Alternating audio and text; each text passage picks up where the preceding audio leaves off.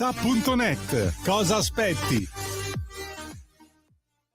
Va ora in onda Capitaneria di Porto, in vacanza con Radio Libertà. Al timone Antonino Danna. Al timone la follia, ci ritroviamo in alto mare. In alto mare.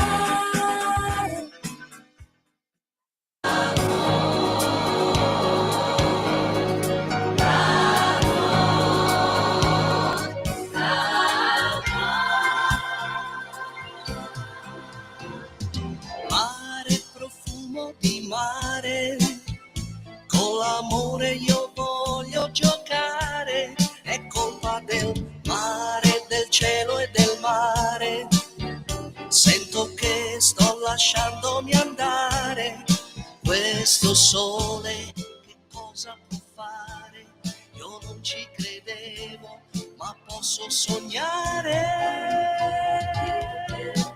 forse solo da un momento che credo al sentimento e giuro che per noi non finirà. Fra le stagioni la più bella è l'estate, siamo tutti pronti a fare follie. È la stagione degli amori più intensi, consumati a volte in lente love bomb. Ma cosa succede? Io sono cambiato perché sto bene solo con lei, solo con lei. Mare, profumo di mare, con l'amore io voglio giocare, è colpa del mare. Buongiorno Antonino, a te la linea. Grazie cara Sveva, ben ritrovata. Mare, profumo di mare. Ebbene sì, l'ho confessato una volta, lo ripeto ancora. Se fanno il reboot di Lovebot, io faccio il provino per fare la parte di Isaac, il barman, quello con la giacca rossa. Quello era un mito. Isaac era un mito. Voglio fare il barman di Lovebot. Amici, amici miei, ma non dell'avventura. Buon pranzo, se ci riuscite con sto caldo. Siete sulle magiche onde di Radio Libertà. Questa è Capitaneria di Porto. Io sono sempre quel che resta di Antonino Danna e naturalmente questa è la puntata di giovedì 14 di agosto dell'anno del Signore 2025. Vi ricordo come sempre, date il sangue, in ospedale serve sempre, salverete vite umane. Chi salva una vita umana salva il mondo intero. Secondo appello, radiolibertà.net, fesso chi non lo legge, perché vi perdete liberamente il direttore responsabile Giovanni Sallusti, gli auto da fede di Giulio Cainarca, la rassegna stampa di Semivarin che sto supplendo io, le videopillole e molta altra bella roba ancora. Vi ricordo altresì che da lunedì 18 liberamente torna alle ore 14 e invece al mattino alle 10:35 dopo la rassegna stampa ci sarà di nuovo in onda Giulio Cainarca con Auto da Fe, mi raccomando. Noi proseguiamo la nostra puntata. Sveva, ancora grazie per il tuo contributo, anche perché abbiamo cominciato stamattina alle 8:30 assieme e in questa giornata pre-ferragostana vi ricordo come sempre 0292947222, il telefono è aperto da questo momento, oppure 340 670 9659 se avete voglia di intervenire attraverso la zappa o il WhatsApp che dir voglia. Sì, signore e signori, si sono fatte le 12, 11 minuti e 38 secondi, ma domani che mangiate? Dai, mi voglio fare un po' i fatti vostri. Vi buttate a fare la grigliatazza di Ferragosto? Io vi dico la verità, ho una mezza idea di farmi 800 grammi di gamberoni al forno. Ah, con una buona bottiglia di vino ho voglia di mangiare a Ferragosto, eh? Che ne dite? Io mi butterei su questo, non so voi, poi dipende anche da dove siete, insomma, quello che volete voi.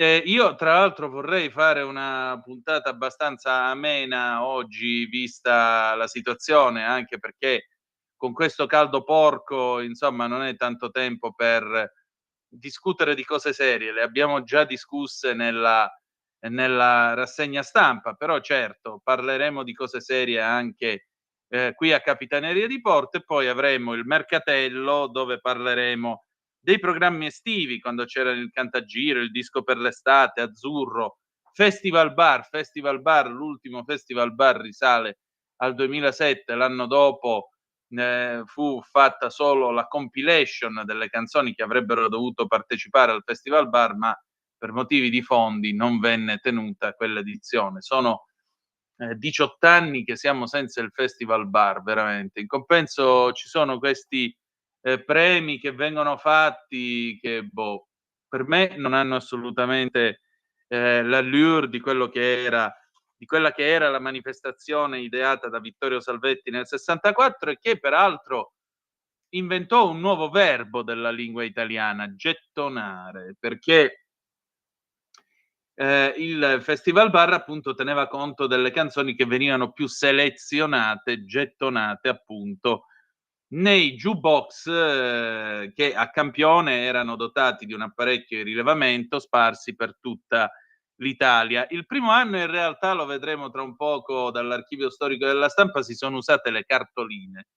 Poi dopo venne introdotto questo apparecchio che teneva, diciamo così, conto delle selezioni fatte dalle persone che entravano nel bar, mettevano 100 lire, 3 canzoni e di conseguenza sceglievano loro, votavano direttamente, era un referendum popolare che veniva fatto automaticamente grazie alla tecnologia meccanizzata dell'Italia del boom, signore e signori.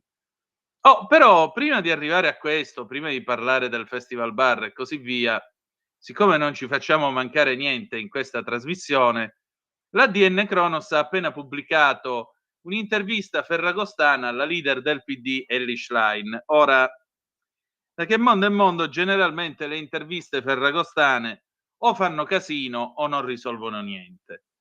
Nel 1975, 50 anni fa, fece molto casino un'intervista nella quale l'allora presidente della Repubblica Giovanni Leone, un uomo che è stato ampiamente calunniato e distrutto, ma che era un giurista di primo livello ed è stato anche un buon presidente della Repubblica, Leone diede questa intervista a Michele Tito del Corriere della Sera, dove disse che era il caso di fare una riforma in senso presidenziale della Repubblica, era il caso di ridurre i troppi ponti che c'erano nel nostro paese, che si facevano troppe vacanze, era il caso di far recuperare la fiducia dei cittadini nelle istituzioni. Insomma, Leone parlò a cuore aperto.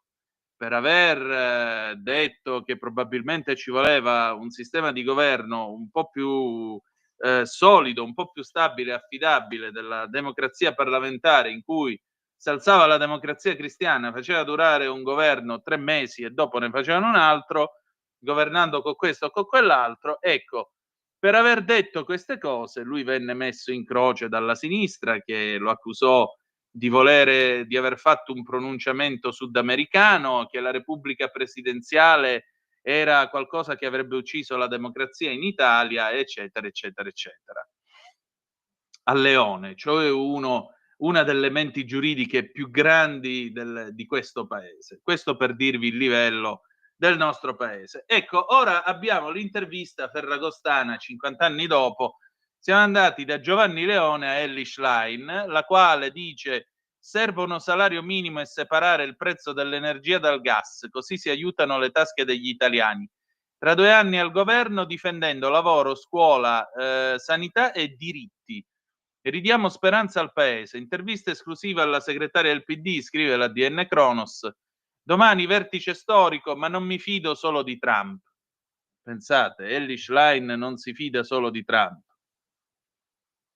Statista.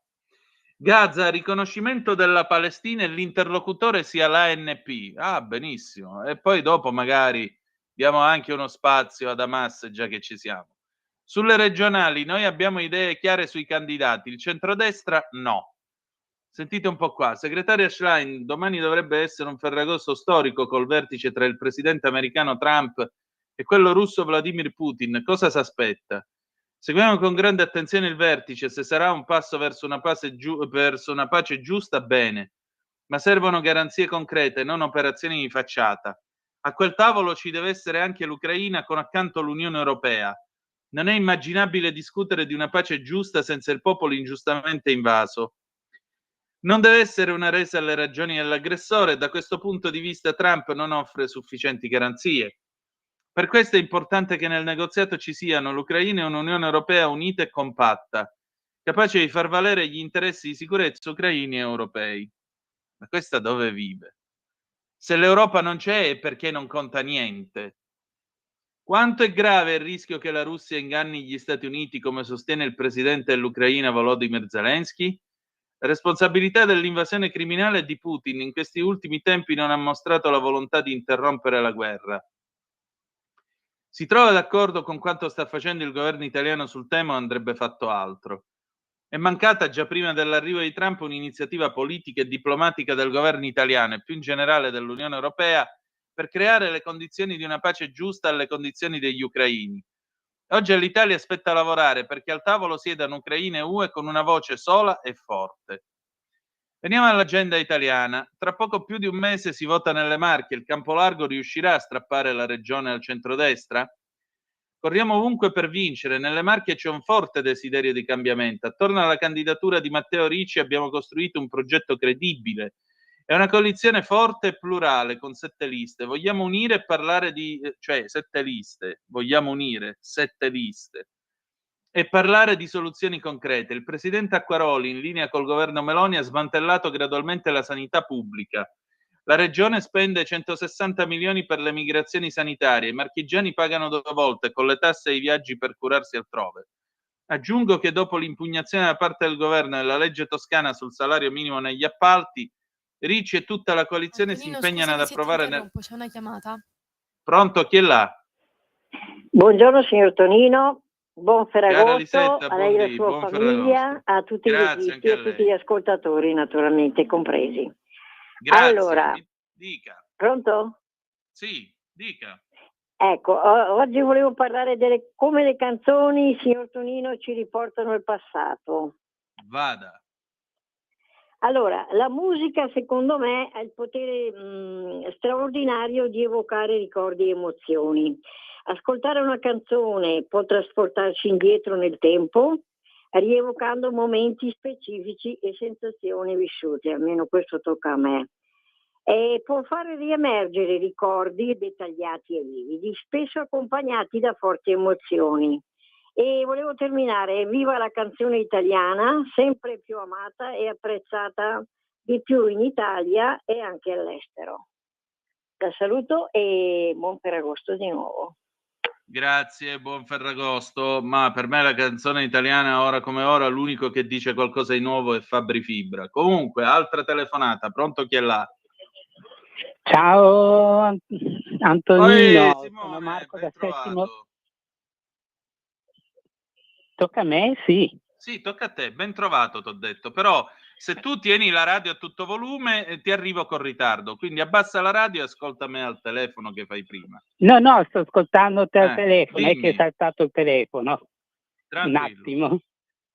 Vai Vabbè. tranquillo. Allora, ciao a tutti, sono Marco da Settimo Torinese, ma mi hai riconosciuto. Marco, sì. Innanzitutto volevo augurarti un buon Ferragosto e una buona pausa di questo ponte. Grazie. E poi veniamo al dunque. So che non ne vuoi sentire parlare dell'argomento, ma ho appena visto una notizia che secondo me va data. Hanno cancellato la sentenza di condanna, quella di Garlasco. Quindi Stasi, a quanto pare, è innocente, uscirà dal carcere e gli risarciremo i 18 anni che ha passato dentro ingiustamente. Scusami, ecco, la fonte di questa notizia da dove arriva? Perdonami. Allora, io l'ho letta da Facebook su DC News, adesso vado a cercare Boh, che io qui non fonti... non ho nessuna notizia in proposito, No, per vado a cercare le cui fonti che hanno usato adesso. eh.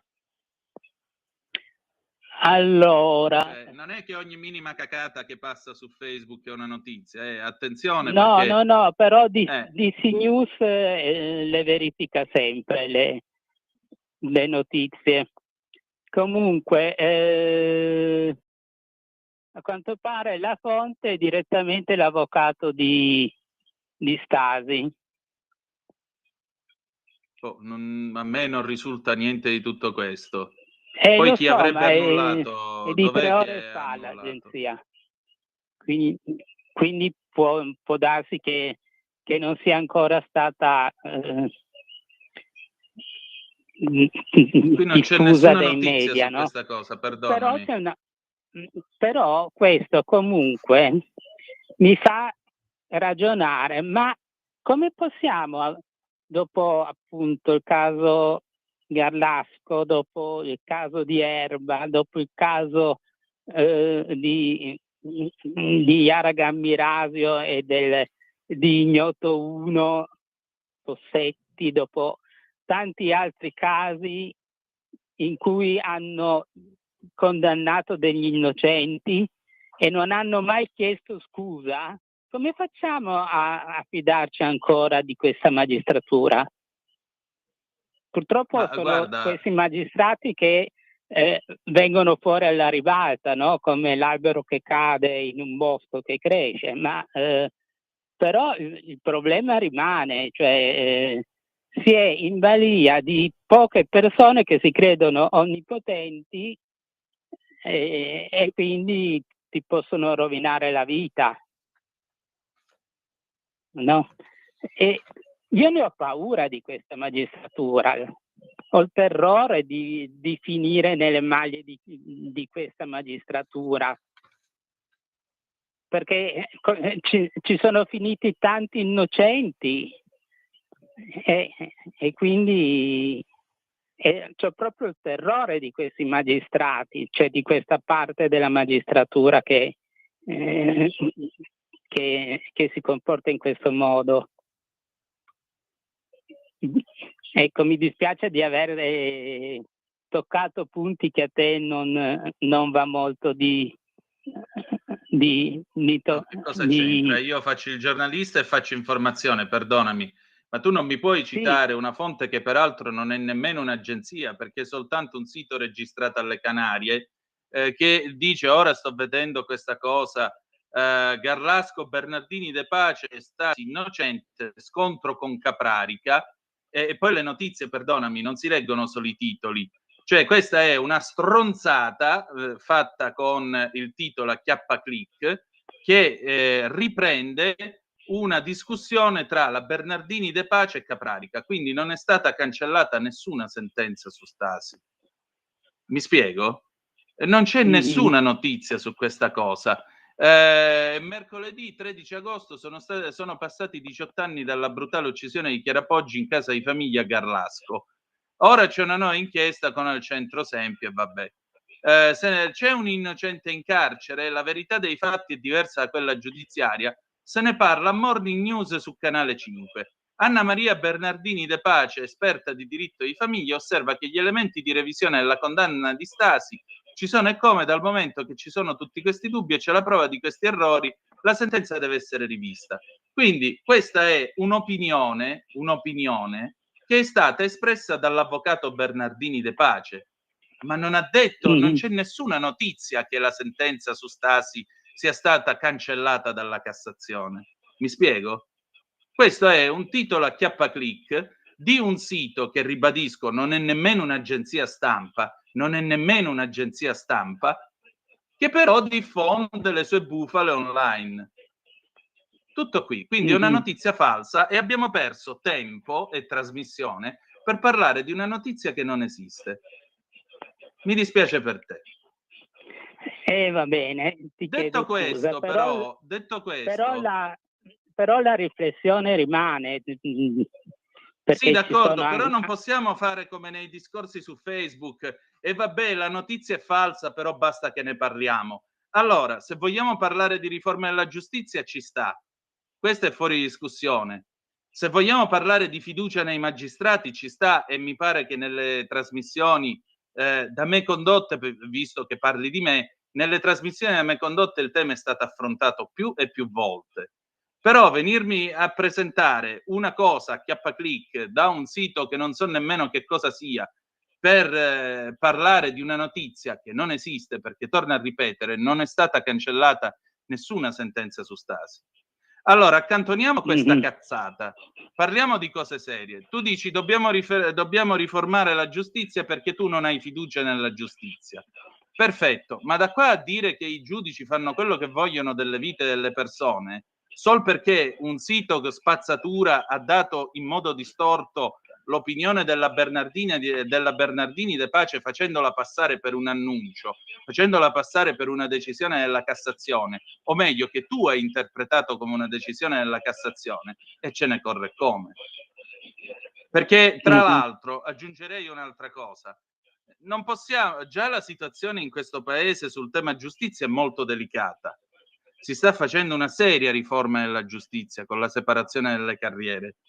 Si sta cercando di garantire nell'ordinamento, di questo io ne ho parlato con Simonetta Matone qualche settimana fa a Zoom, si sta cercando di garantire un processo che sia equo e che garantisca anche il cittadino, perché certamente il fatto che uno come Salvini venga assolto in primo grado e la Procura della Repubblica di Palermo addirittura salta le assise per trascinarlo in Cassazione, ecco, questa è una notizia vera, non quello che diceva il sito.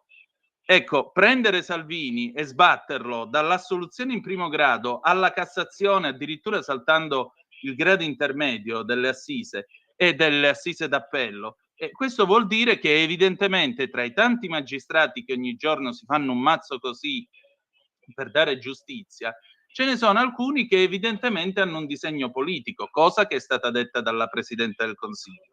Allora, se tu mi dici io non mi sento sicuro davanti a un certo tipo di magistratura perché certi eventi che sono accaduti, commessi da una piccola minoranza della magistratura, mi portano a sentirmi insicuro, raccolgo il tuo sfogo di cittadino. Ma da irrompere qui e dirmi che c'è la notizia che è stata annullata la sentenza di Stasi, perdonami, no. Non do notizie false e non faccio l'avvelenatore di pozzi, perché io il tesserino ce l'ho e ho una responsabilità verso di te e verso chi mi sta ascoltando. Tutto qui. Ecco, buona giornata. Le 12:30, pausa e poi torniamo con chi è qua? Giuni Russo, Crisi metropolitana, 1981.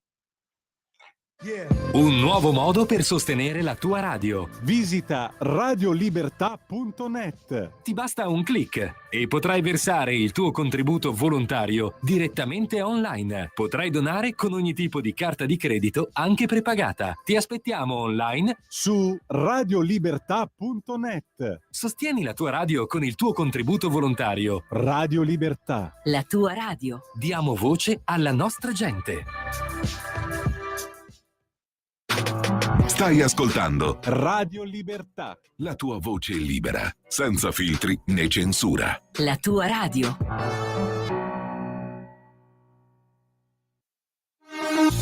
Porta con te ovunque Radio Libertà. Scarica la app per smartphone o tablet dal tuo store o dal sito radiolibertà.net. Cosa aspetti?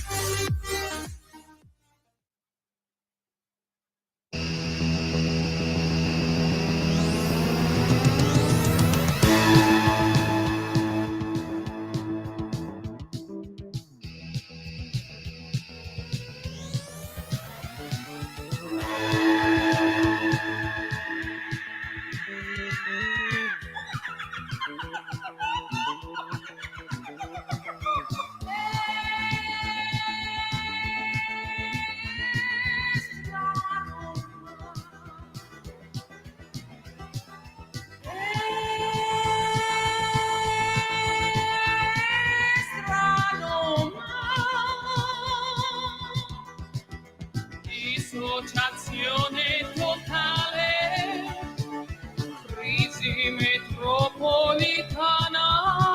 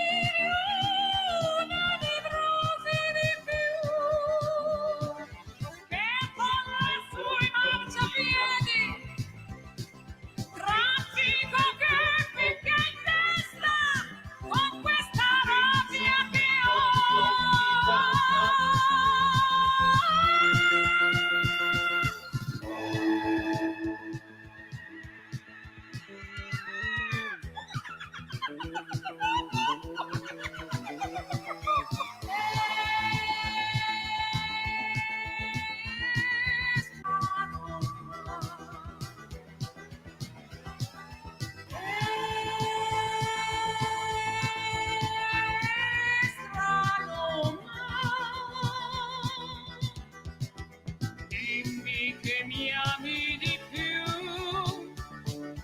Quando ti faccio star male, o quali pene d'amore mi dai.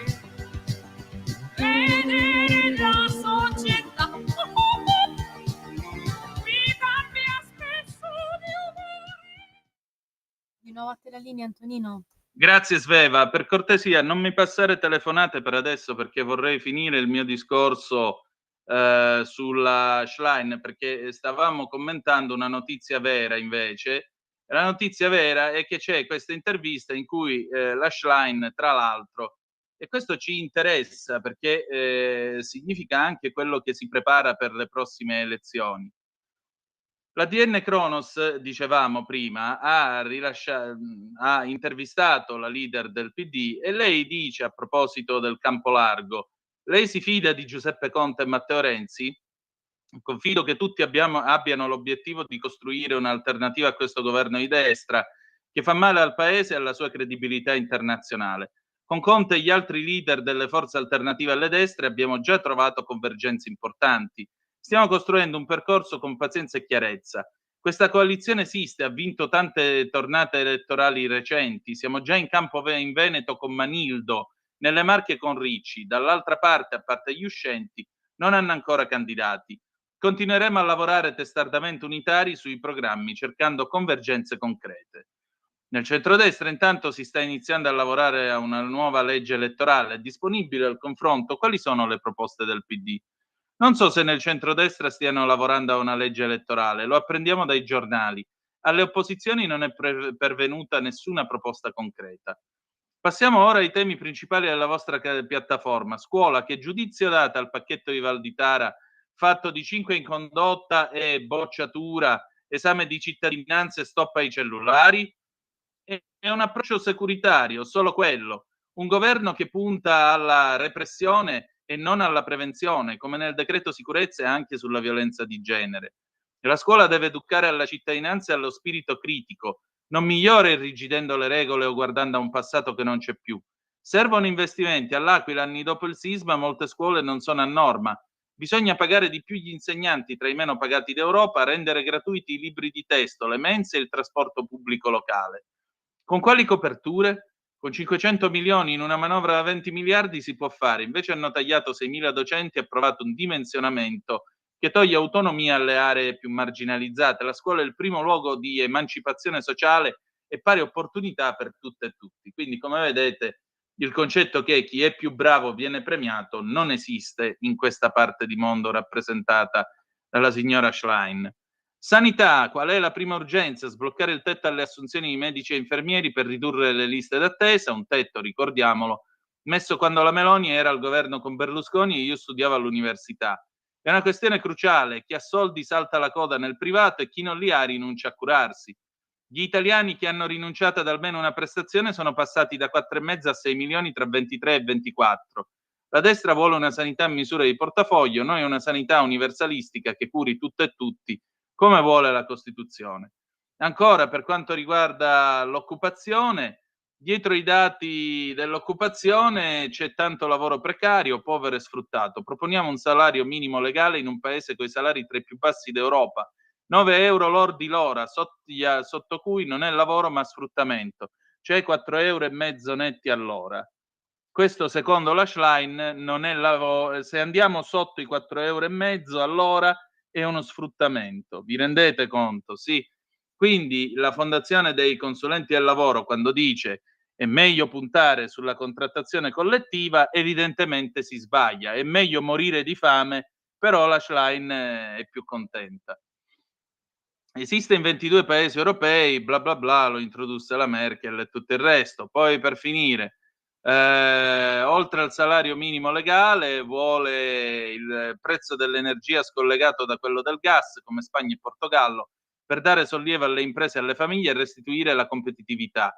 Serve coraggio per cambiare un meccanismo che oggi garantisce extra profitti a poche società energetiche a scapito del sistema produttivo. Una domanda: se sganciamo il prezzo del gas dalla bolletta, chi è che paga l'ammanco? Giusto per sapere.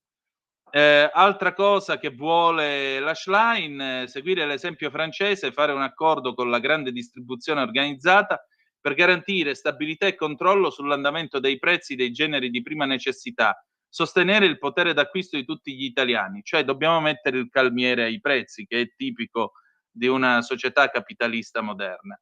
Il Green Deal, la signora Schlein ci dice che con investimenti e risorse per accompagnare le imprese e l'agricoltura nelle innovazioni di processo, il costo dell'emergenza climatica è superiore a quello della conversione ecologica, che non deve essere pagata da chi ha già pagato le crisi. Quindi serve proseguire con investimenti comuni europei, quindi dobbiamo fare debito, distruggere ulteriormente la nostra agricoltura e la nostra industria e possibilmente morire di fame a 4,50 € l'ora, però essere ecologici. Va bene, direi che abbiamo letto abbastanza di questa intervista. Tra l'altro, già che ci siamo, possiamo passare al faccia a faccia di ora con l'amico Fabio Massa. Parliamo di Milano, parliamo di quello che sta succedendo in città con il caso dei giovani Rom, ma anche con l'inchiesta in corso. Io ringrazio l'amico Fabio Massa per il suo tempo. Sveva, quando vuoi, vai pure. E allora io ho il piacere di ritrovare l'amico Fabio Massa, giornalista di valore, editore, presidente della Fondazione Le Stelline.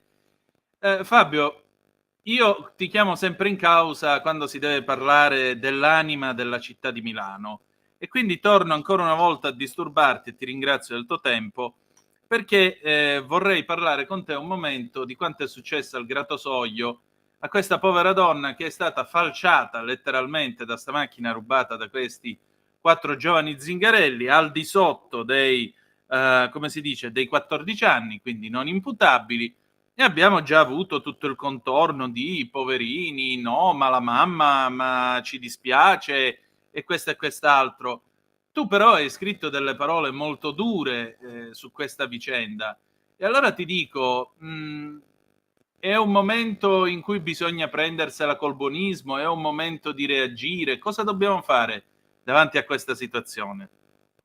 Allora, prima di tutto io ho scritto parole molto dure, ma anche molto morbide, nel senso che io sono uno di quelli che pensa che questi ragazzi, perché età li sono, hanno l'età di mio figlio, quindi dei miei figli, quindi Certo. sono ragazzi che hanno compiuto qualcosa di orribile, lo hanno fatto perché sono stati educati a rubare come se fosse una cosa giusta. Cioè, se ti insegnassero da quando sei nato a rubare, prendere quello che è di altri come se fosse tuo, e se fosse anche vero, cosa dalla quale dubito, che quello che ha detto la madre ai cronisti, riguardato oggi sul Corriere, che loro hanno visto una macchina con dentro le chiavi, ci sono saliti, sono andati, è una cosa che a me o a te, ma anche ai miei figli o ai tuoi figli, non sarebbe neanche mai venuto in mente. Questi passano davanti a una macchina, guardano, che vedono che sul quadro c'è, a parte che non noterebbero neppure che la macchina c'ha le chiavi sopra, ma se anche lo notassero gli direbbero c'ho le chiavi sopra, fine, andrebbero avanti, perché neanche si immaginerebbero di dover fare una cosa come quella che hanno fatta questi, cioè di prendere la macchina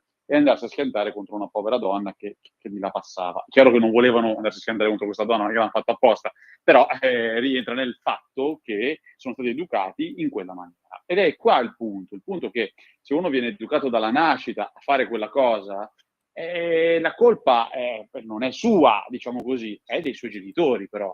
Quindi prima o poi bisognerà dire che di qualcuno lo è la colpa. Quindi io quando ho letto l'intervista della madre che piangendo diceva però sono ragazzi, mi veniva da dire sì, loro sono ragazzi, gli avete rubato quello che avrebbero dovuto avere, cioè un'istruzione, un'educazione, una vita decente, pulizia, dei bagni normali, compagnie normali, anche un futuro normale, no? E gli avete dato che cosa? Topi, sporcizia, schifo, povertà, ruberie e adesso anche un omicidio sulla coscienza, ammesso che ce l'abbiano. Forse non hanno neppure questo, non gli avete dato neanche la coscienza che dovrebbero avere. E quindi loro, quando poi diventeranno grandi, e già adesso lo sono, perché questa cosa qui li proietta direttamente nel mondo adulto, che cosa faranno loro? Porteranno avanti questa cosa. Ora, io quando dico di smantellare i campi, distruggere tutto e portare via i bambini a queste persone, non lo dico perché sono razzista, lo dico perché I bambini hanno tutti i diritti del mondo. Siamo noi adulti che ne abbiamo di meno ed è giusto che ne abbiamo di meno, ma i primi ad avere diritti sono i bambini. E il bambino non sceglie di rubare, il bambino gli devi insegnare a rubare, il bambino non sceglie di non andare a scuola, il bambino vorrebbe imparare, è fatto per imparare, è progettato per imparare. Quindi è chiaro che se tu gli dai da imparare cose di questo tipo, lui impara quelle, non è colpa sua. Ecco, in questo senso io ho scritto, attirandomi un po' di polemiche da destra, un po' di polemiche da sinistra, perché quelli di destra dicono, ecco, tu sei buonista con i 4 ragazzini. Io ho scritto che provo pietà per questi 4 ragazzini, mentre non ne provo alcuna per la madre. E poi ho scritto un'altra cosa, perché la madre è quella che è uscita sui giornali, ma in quel campo rom, secondo quello che scrivono i giornali oggi, ovviamente io non ci sono stato, dice che in quel campo rom non c'è neanche un uomo, perché gli uomini, i padri, sono tutti in carcere. E allora, che è peggio del peggio, no? Perché vuol dire che quando erano fuori facevano già quello che fanno le madri, ma di peggio, ovviamente. Quindi io quello che dico è, adulti, quelli sono irrecuperabili, quindi li monitoriamo, quando fanno qualcosa di illegale finiscono in carcere e punto. Ma i bambini, non questi 4, perché pure questi 4 purtroppo dovranno vivere col fatto che hanno ucciso una persona, ma gli altri, quelli sono ancora recuperabili forse. Allora, prima di tutto, eliminiamo l'influsso dei genitori e diciamo così, separiamo le vicende, le loro vite. Magari questi sono ancora recuperabili, possono ancora fare una vita normale che dia loro soddisfazioni e che non metta in pericolo le altre persone. Tutto questo, guarda, vorrei sgombrare il campo, in tutto questo non c'è niente di razziale. Cioè, direi la stessa cosa se a fare questa roba qui, invece che diciamo così, dei nomadi, che poi non sono neanche nomadi perché sostanziali, comunque di etnia rom, fossero dei milanesi da 10 generazioni o dei calabresi da 7. Certo. Lo direi alla stessa identica maniera, perché in questa roba qui non esiste un bambino rom, un bambino calabrese, un bambino cinese, un bambino giapponese, un bambino turco. Esistono bambini, e i bambini in Italia hanno dei diritti e bisogna fare in modo che questi diritti loro vengano rispettati. Tutto il resto sono cose che lascio alla politica, si scanino, diano il peggio di loro stessi col populismo più becero.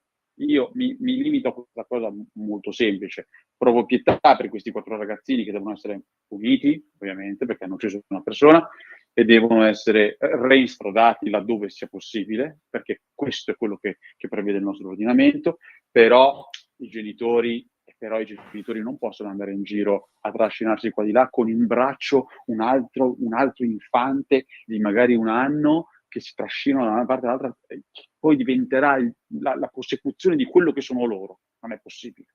Dobbiamo spezzarla sta cosa, dobbiamo finirla col buonismo, di dire ma sono un'altra civiltà, perché io di civile non ci vedo niente, e dobbiamo finirla col buonismo di dire povere donne, poveri uomini. No, né povere donne né poveri uomini. Ricordo anche, peraltro, poi mi taccio, che il Comune di Milano, questo bisogna ricordarlo agli amici di destra, ha fatto più sgomberi da Pisapia ad oggi di quanti ne sono stati fatti prima, ok?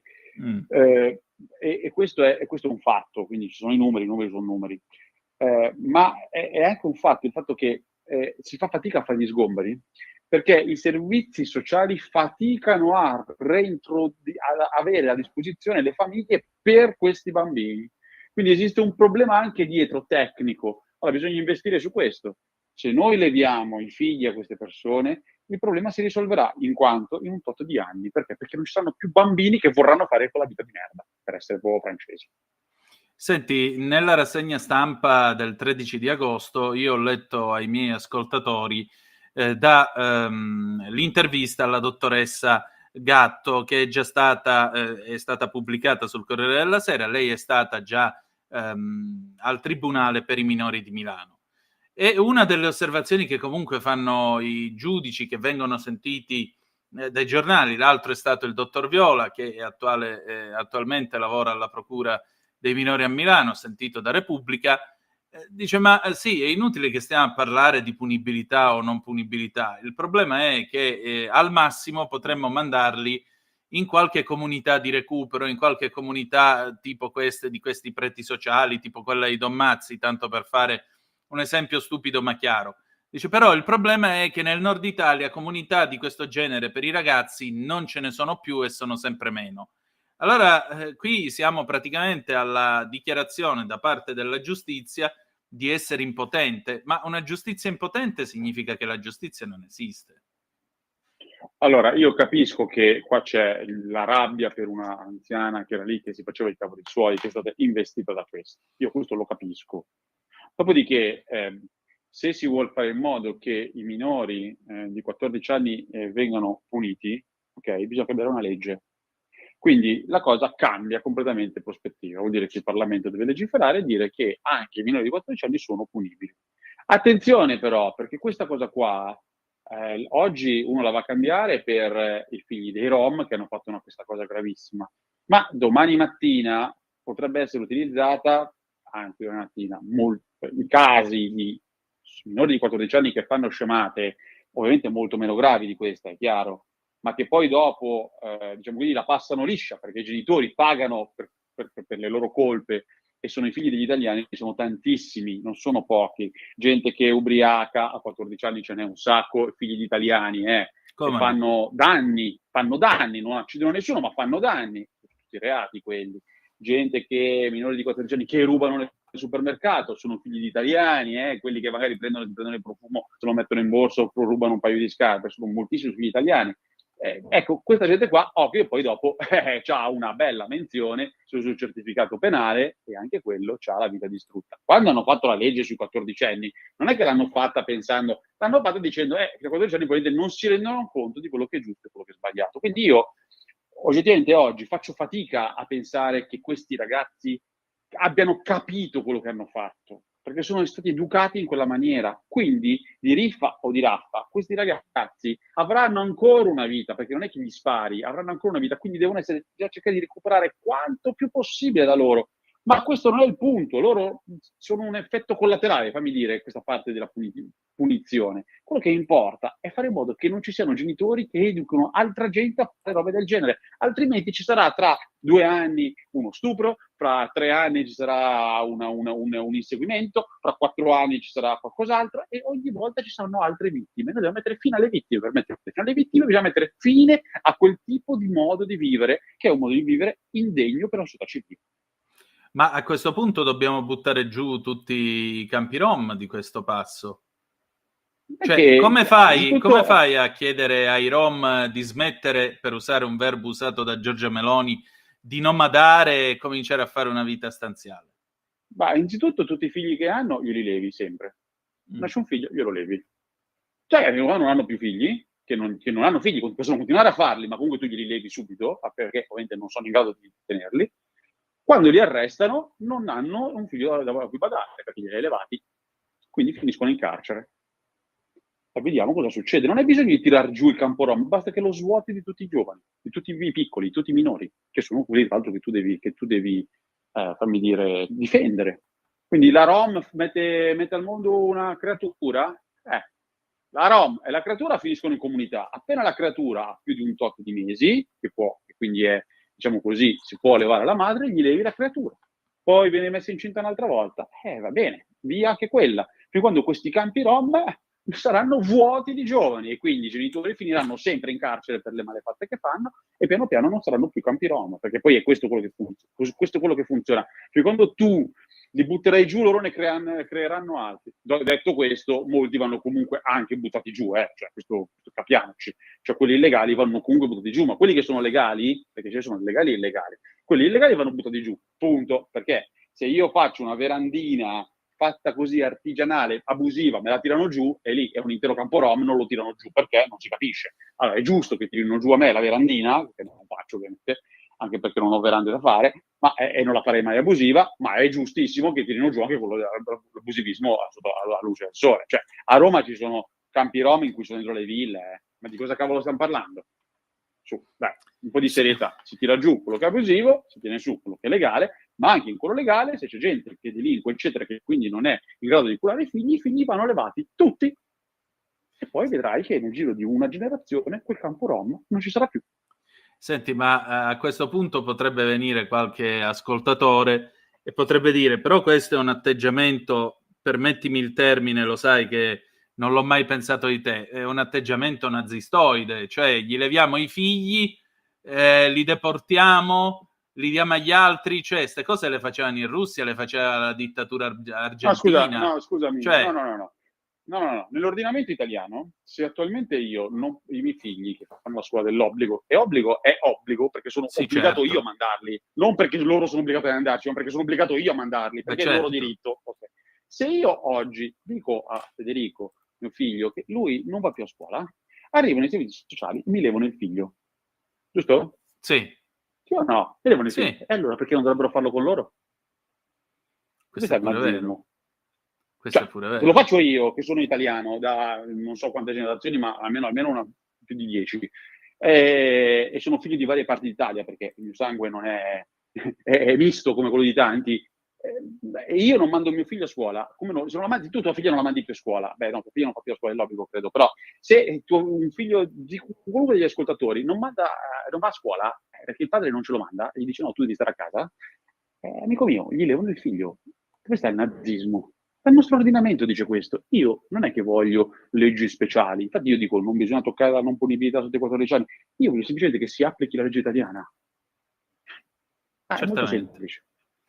Senti, in tutto questo, diciamo così, passiamo per un momento al di là dei campi rom e passiamo a un altro argomento che in questo momento sta interessando la città in quest'estate afosa. Due cose. La prima, lo scandalo dell'edilizia, vengono fuori ora ulteriori intercettazioni con il costruttore che dice, che si sente dire dall'assessore, beh allora mi confermi come assessore, addirittura insomma sembra quasi che fosse lui il vero sindaco di Milano. La seconda cosa di questa estate assurda in città è sta città sembra essersi avvitata su se stessa. Mi sembra che sia finito anche il tempo delle grandi ferie, della grande fuga da Milano durante l'estate e così via. Cosa sta succedendo a Milano? Allora, sono due cose molto differenti. Vado... Sì. La risposta alla prima non piacerà probabilmente ai tuoi ascoltatori, però io ti dico che io sono indignato dal fatto che nel giorno in cui, guarda la strana coincidenza, nel giorno in cui un giudice terzo, perché il riesame è un giudice terzo, prende e dice che 2 dei 4 agli arresti non andavano arrestati, ora vediamo cosa dirà degli altri 2, ok? Perché non c'è reiterazione del reato, eccetera, eccetera, eccetera. Quindi già, diciamo così, dà una luce differente a quello che era la sola impostazione dei PM. Nello stesso giorno, casualmente, vengono rese note e ci sono gli atti completi in giro. Non pensiamo che ci sia la grande riforma Nordio, che le cose non dovevano girare, girano peggio di prima. Carte processuali, intercettazioni riservate, ma va, tutto fuori. Ci sono delle intercettazioni in cui ci sono delle persone che si mandano dei WhatsApp. Io me ne sono lette tutte e 40 rotte le pagine. E quello che ti dico è che se prendessero il mio cellulare e vedessero le chat che mi scambio con te, altre 1000, vedrebbero cazzeggi sì, molto più compromettenti. Ma se dovessi essere il padrone del mondo, a te ti nominerei capo della cucina reale, capito? Sì, a voglia. Del genere. Quelle chat hanno la stessa valenza. Cioè c'è un tizio che fa il costruttore che un giorno, perché poi bisogna contestualizzarla, esce sul giornale per una cosa che lui non farebbe mai. Peraltro nota che io con Catella, cioè questo tizio che lo conosco, non ho alcuna simpatia per lui, alcuna simpatia umana, perché è arrogantissimo, ok? Quindi, cioè, lo dico chiaro. E io 2, 3 anni fa, 4 anni fa, contro di lui scrivevo pezzi non legati a quello che faceva o al fatto che ci fossero delle illeciti, ma al fatto che si comportasse in maniera arrogante. Quindi figurati un pochino, cioè questo sono io, ok? Certo. Catella, qualche mese fa, quando è uscita, quando è stata fatta quel WhatsApp, era finito su un giornale, credo sul Corriere, perché poteva essere uno dei candidati sindaci del centrodestra, va bene? E allora, cazzeggiando, l'assessore di allora, che era sotto rinnovo, perché stiamo parlando del fine del primo mandato Sala, diceva, ma se ti fanno sindaco te, cosa fai? Mi rinnovi? Era ovviamente uno scherzo. E lui che dice, ma certo, tu sei il migliore di tutti. E quell'altro, il direttore generale, che dice, figurati, me lo tatuo sulla schiena. cioè, stiamo parlando di cazzeggio tra 3 persone e questo cazzeggio viene preso come le mani sulla città. Vabbè, ma di cosa stiamo parlando? Allora facciamo che io, quando scrivo a te o a altri 100.000 persone, divento le mani sul pianeta. Ma sono cretinate. Qua bisogna vedere solo una roba semplice dal punto di vista giudiziario, perché poi la seconda domanda invece è politica. Dal punto di vista giudiziario, vedere solo una cosa molto semplice, c'è una mazzetta per fare un palazzo?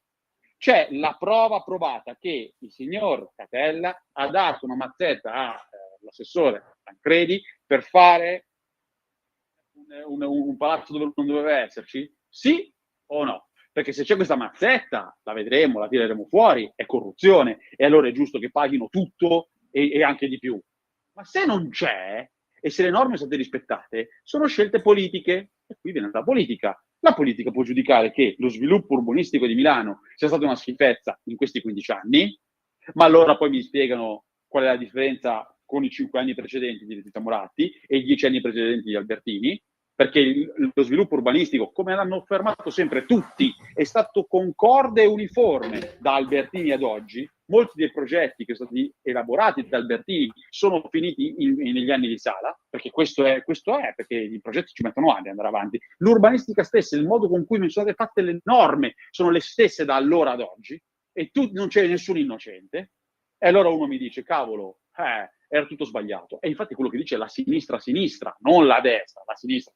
Ma io non lo credo, perché Milano è migliorata, è arrivata ad avere i prezzi di oggi perché è troppo ambita, non perché fa schifo. Perché nessuno vuole andare a abitare in una periferia degradata, schifosa, ma tutti vogliono venire a Milano, e questo è il problema di Milano, e il suo successo. Adesso al successo bisogna opporre anche delle contromisure, perché non è giusto che la classe media non si possa comprare una casa.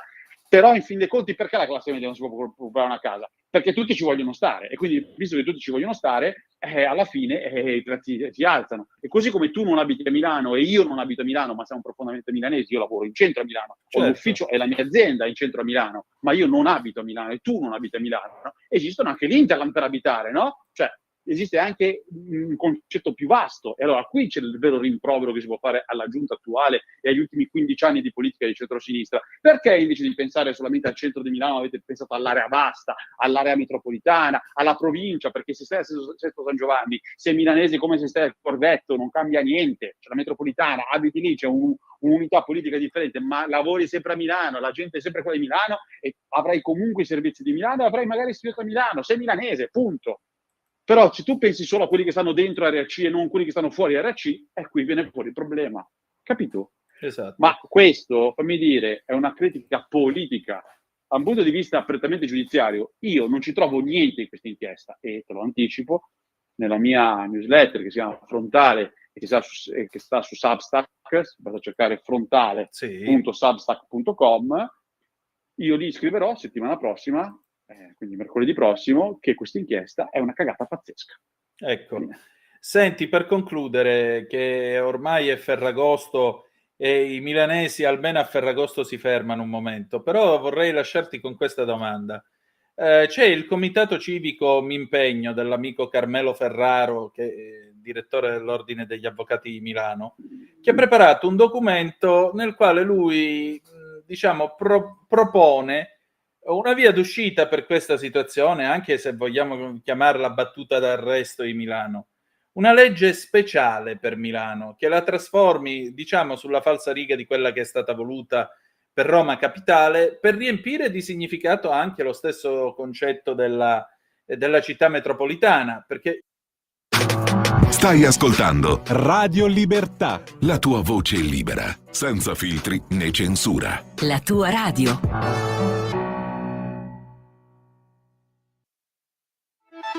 Stai ascoltando Radio Libertà, la tua voce libera, senza filtri né censure, la tua radio.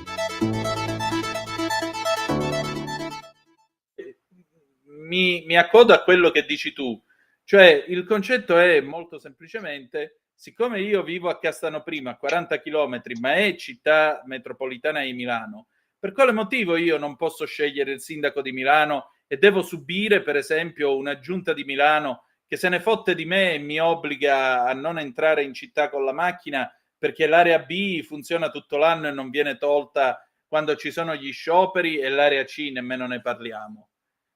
Eppure però io entro a Milano, ho necessità di andarci per lavorare, eccetera, eccetera, eccetera, come tanti altri. Ma anche peggio, tu sai che io sono originario di Rozzano e a Rozzano c'è uno degli ospedali più importanti dell'area milanese, e se il comune di Rozzano dovesse fare come il comune di Milano, ti metterebbe una bella area H come Humanitas davanti all'Humanitas, e che incasserebbe perché i milanesi uscendo finirebbero nell'area H. Quindi se tu cominci a fare i vari caselli daziari in giro per tutto il ritratto di Milano, abbiamo finito. In più ti dico che se i comuni intorno iniziassero a fare i blocchi del traffico per l'inquinamento, come cavolo para loro, io li voglio vedere i milanesi che devono andare al lago come fanno ad andarci, per dirne una, o al mare, per dirne una, ma ce ne sono varie di cose di questo tipo, o quando vanno al centro commerciale, no? Pure questo, sono tutti quanti fuori città. Certo. Quindi è chiaro che qua il problema vero della politica milanese è che si è abdicato a qualcosa che non è molto innovativo, considerato che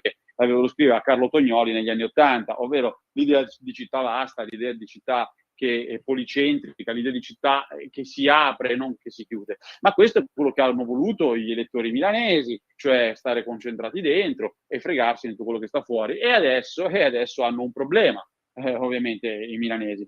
Su quello che scrive Ferraro, che è un amico e che stimo perché è una persona intelligente, anche qui è una vecchia proposta, quella di una legge speciale per Milano. Io quello che non capisco, ma non capirò mai della politica milanese, della politica, ancora una volta io critico la destra e la sinistra, che mentre tu hai a Roma, basta farsi un giro in transatlantico, alla Camera o al Senato, hai onorevoli e senatori che ci sono i senatori di Parma, magari no, di Bologna, e sono tutti compatti, destra e sinistra. Quando c'è una cosa per Bologna, boom, si mettono là. Ci sono i senatori calabresi, che se c'è una legge da fare per la Calabria, boom, si mettono là. Invece a Milano i milanesi sono sempre stati divisi tra destra e sinistra, si odiano tra di loro, e quando c'è qualcosa da fare per Milano non trovi mai nessuno, non c'è mai una compattezza, mai su niente. E il Salva Milano è stato l'esempio più ampio, ma ce ne sono molti altri. Cioè noi non abbiamo una lobby territoriale parlamentare, non l'abbiamo mai avuta. Perché? Perché in fondo, ed è un problema nostro, mentale, la nostra politica pensa che sì, tanto noi ce la facciamo lo stesso perché siamo ricchi. C'è la verità che il nostro problema è che siamo ganassa. Mentre i romani, voi guardate i romani cosa hanno fatto? Ovviamente hanno il Presidente del Consiglio, e se chiunque va da Roma, io ci vado spesso, vede che ci sono miliardi e miliardi investiti su Roma. E poi non è che per far dispetto a Gualtieri non gli danno i soldi del giubileo, glieli danno e come? E non è che per far dispetto a Gualtieri, che è il sindaco di sinistra di Roma, non gli fanno la legge su Roma Capitale. Certo che gliela fanno, o la legge, un'altra poi la legge speciale, certo che gliela fanno. E non è che per far dispetto a Rocca, che è governatore, quando c'era quelli di sinistra, non facevano la legge per salvare la sanità del Lazio, che è decotta, gliela fanno e come? Ma allora scusate, se tutti fanno le loro lobby, perché noi che siamo lombardi, milanesi, non facciamo la nostra? Una delle grandi incognite della storia politica milanese, e io su la risposta a questa domanda non ce l'ho. E allora con questa domanda direi che ci possiamo preparare serenamente al Ferragosto. Milan è un gran Milan, make Milan un gran Milan again a questo punto. Speriamo. Grazie Fabio, grazie. Ciao Antonino, ciao. Grazie a tutti.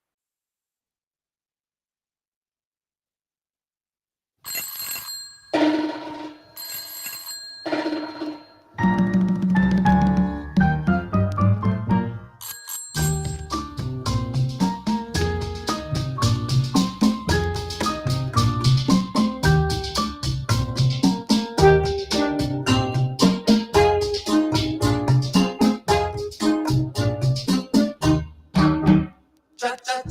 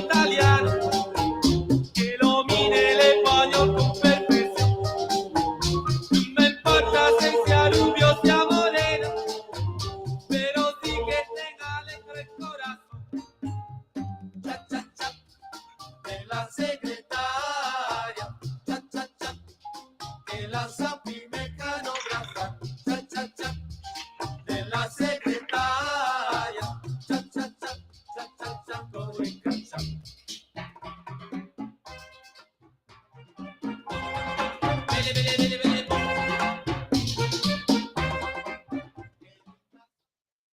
nuovo a te la linea, Antonino. Grazie Sveva, alle 3:18 minuti e 44 secondi avete ascoltato Michelina e il suo complesso, Cia Cia Cia della segretaria del 1960, sempre sulle magiche onde di Radio Libertà. Questa è sempre Capitaneria di Porto, Antonino Danna al microfono con voi. E allora adesso, ringraziando l'amico Fabio Massa per le sue osservazioni, è giunto il momento di parlare di un'Italia bella, un'Italia che prova a fare del bene in giro. Qual è questa Italia? L'Italia dell'associazione La Farfalla Bianca ETS, che realizza sogni. Allora, in questa puntata abbiamo con noi una delle fondatrici, Alessandra Raveane, che troveremo anche settimana prossima, che ci racconta un interessante progetto che sarà realizzato nel mese di ottobre. Di cosa si tratta? Di ballo, ladies and gentlemen. State un po' a sentire che cosa viene fuori. Sveva, vai pure quando vuoi.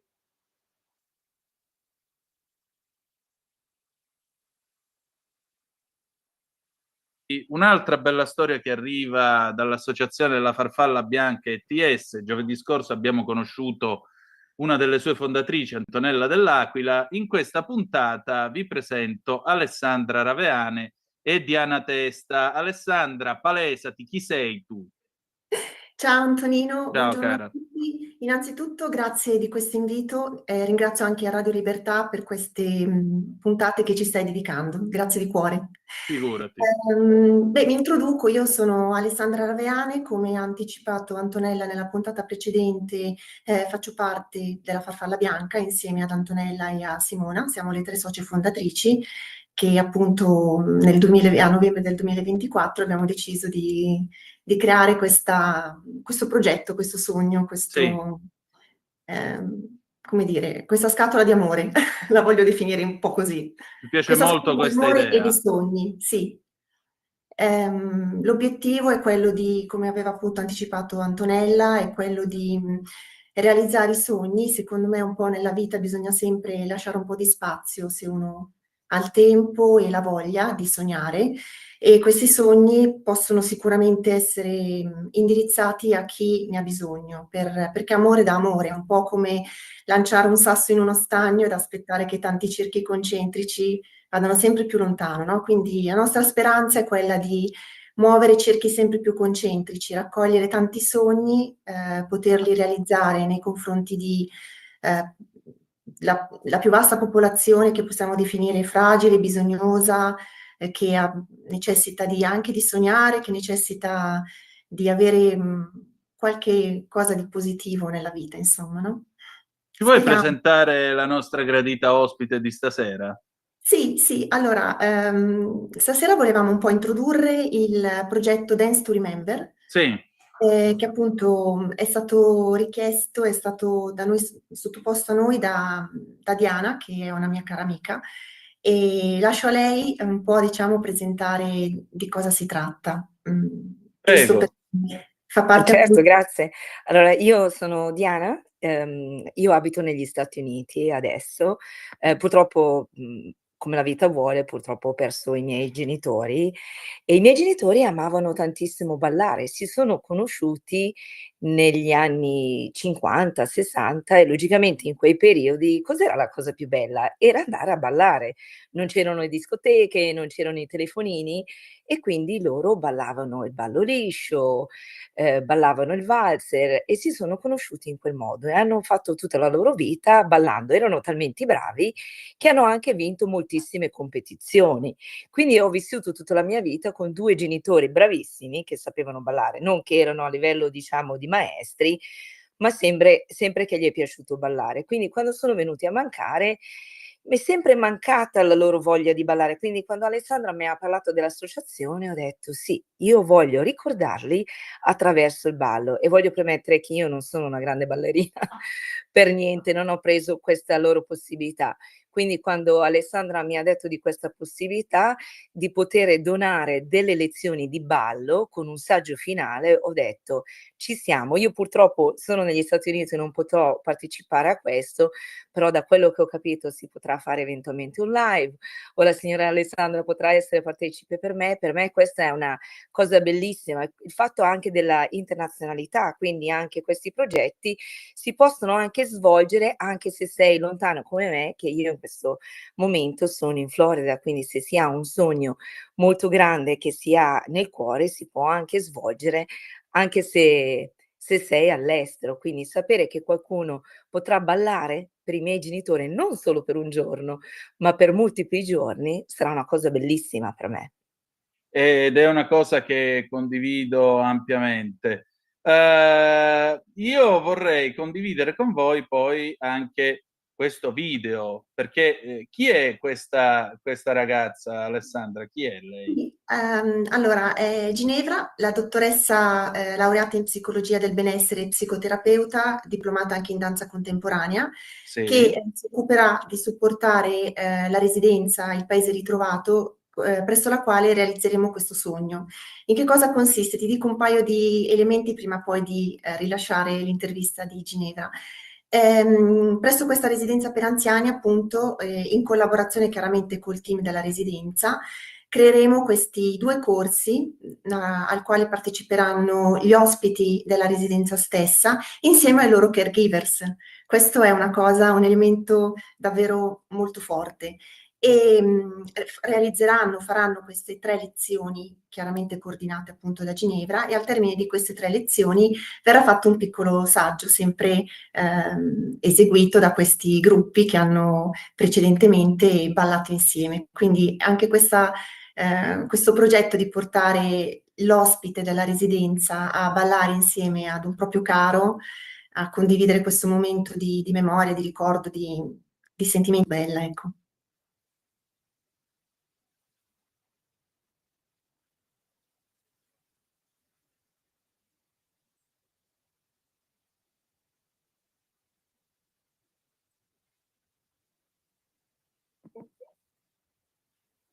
Ok. Voi mi sentite ancora? Sì? Sì. Mm-hmm. Perfetto. Allora proviamo ad ascoltare un attimo quindi il video della dottoressa e andiamo, vediamo un po' che cosa ci dice lei. Balliamo. Let's dance. Let's dance. Buongiorno, sono Ginevra Bastone, psicologa del benessere, psicoterapeuta in formazione ad approccio integrato. Inoltre sono anche diplomata in danza contemporanea, classica e anche moderna come coreografa e appunto danzatrice. Ho una scuola di danza e ho uno studio privato, quindi diciamo che mi occupo di queste 2 aree e quindi queste 2 anime che si parlano un po' come per questo progetto del non verbale e del verbale, quindi una espressività che va a legarsi perfettamente e che trova spazio. E sono molto contenta di essere stata coinvolta da Alessandra per questo bellissimo progetto che è Dance to Remember. Giusto appunto questo video lo sto svolgendo in una scuola di Londra, la Pineapple Dance Studios, proprio perché sono sempre in fase di studio, di formazione e di ricerca. E sono veramente molto felice perché questo progetto nuovo che sta per partire darà spazio, darà modo di dare concretezza a tanti sogni. Ecco appunto, darà modo di dare spazio a tanta concretezza e a tanti sogni. Ma come vi siete conosciute? Oh mamma mia, io e Alessandra andiamo indietro di molti anni all'università, quindi ci siamo conosciute in Italia, quindi non negli Stati Uniti. Sì, ai periodi dell'università, quando eravamo molto più giovani, quindi magari avevamo 21, 22 anni. Ah, che bello. Ecco, Sì. e invece con la doc, Alessandra, com'è nato questo legame? Con Ginevra il legame è molto particolare perché la sua mamma è una mia collega, io sono commercialista e sua mamma è appunto, sua madre è collega nella regione Liguria. Sì. L'ho conosciuta per altri motivi, diciamo, più lavorativi e sapevo che sua figlia aveva studiato psicologia e amava la danza e stava facendo parecchi corsi di perfezionamento anche in supporto ad ospedali che trattano problematiche relative appunto alle demenze senili e agli anziani. E quindi quando appunto Diana mi ha sottoposto quest'idea, ho contattato la madre di Ginevra, chiedendo se potevo prendere contatti con lei per capire se lei fosse interessata ad aiutarci, a coordinarci con il Paese Ritrovato, che appunto è la struttura che ci ospiterà. E abbiamo fatto già diversi incontri, appunto il progetto, come ti dicevo, è in partenza con ottobre e siamo tutti molto, molto eccitati perché davvero verrà fuori sicuramente una bella cosa che speriamo colga tutte le nostre attese, ecco. Decisamente, io ve lo auguro di tutto cuore. Ma Diana, insomma, un uomo e una donna che ballano, c'è chi ha detto che addirittura, parlando del tango, è la versione verticale di un sentimento orizzontale o che comunque è l'espressione della tristezza. Invece a me pare di capire che questo deve essere un momento di espressione di gioia, quanta gioia soprattutto. Tantissima gioia. Mia mamma e mio papà ballavano il tango, tra l'altro, e bisticciavano anche qualche volta, perché il tango non è facilissimo da ballare, ci vuole molta passione per ballare il tango. Cioè, li ho visti molte volte ballare, ma il tango è proprio una danza di passione. Quindi loro ballavano veramente tutti i tipi di danze, dal tango al valzer, alla rumba, cioè proprio deve esserci connessione nella coppia per ballare certe danze. Loro si sono conosciuti che avevano 15 anni e mio padre è venuto a mancare che ne aveva 71, quindi lei si può immaginare quanti anni hanno avuto la fortuna di ballare insieme. E appunto in quegli anni mio papà era nato nel 1940, c'erano le balere, cioè questo è quello che c'era a Milano. Quindi hanno Infatti. avuto grandissima fortuna di ballare tanti balli. In America c'è un così forte attaccamento alla memoria? Perché in Italia abbiamo questa nostra, anche se purtroppo si va perdendo, io me ne accorgo ogni 2 novembre, però noi abbiamo sempre avuto questo, come possiamo dire, questa attenzione per chi non c'è più, questo Sì. affetto per chi non c'è più. Anche se ormai il 2 novembre ce lo gabellano come Halloween. E invece in America? Allora, in America il senso della famiglia, se posso permettermi, sono 7 anni che io vivo qui, non è così forte come in Italia, devo ammettere, come magari anche il cibo, io ci lavoro nel campo del cibo, quindi il senso della famiglia non è eventualmente così forte come per noi, perché la gente è dislocata dappertutto in America, abitiamo meno vicini. Però quello che vedo quando una persona viene a mancare, abbiamo un approccio alla celebrazione della persona quando viene a mancare un pochettino più positivo. Fanno quelli che vengono chiamate le memorie, the memory day.